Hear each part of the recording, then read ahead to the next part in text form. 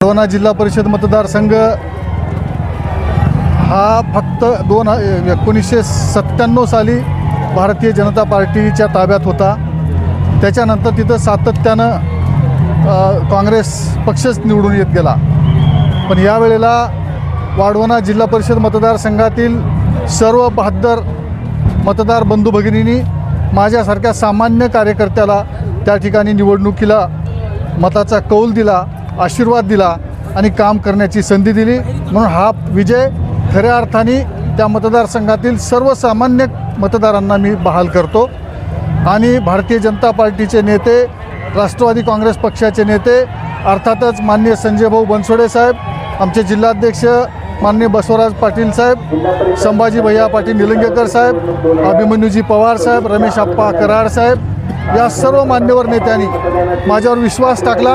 वाढवणा जिल्हा परिषद मतदारसंघ खरं तर भारतीय जनता पार्टीला सोडवून घेऊन माझ्यासारख्या सामान्य कार्यकर्त्याला उमेदवारी दिली आणि तिथं लोकांनी मला विजयी केलेला आहे। त्या सर्वांच्या ऋणात राहू इच्छितो। धन्यवाद साहेब। सलग 3 वेळा आपण जिल्हा परिषदेत जात आहे, या यशाचं गमक काय? अर्थातच अत्यंत निष्ठेनं लोकांच्या प्रती काम करत राहणे, प्रामाणिकपणाने लोकांमध्ये मिसळून काम करणे, विकासाच्या गोष्टी करणे, विकासासाठी निधी खेचून आणणे, आरोग्याच्या क्षेत्रात सामान्य पीडित असलेल्या माणसाला आरोग्याच्या सेवा पुरवणे, हा तर मी गेल्या 25 वर्षापूर्वी सुरू केलेला यज्ञ आहे। त्या यज्ञकुंडात अत्यंत सेवेच्या समिधा मी सातत्यानं अर्पित करत असतो।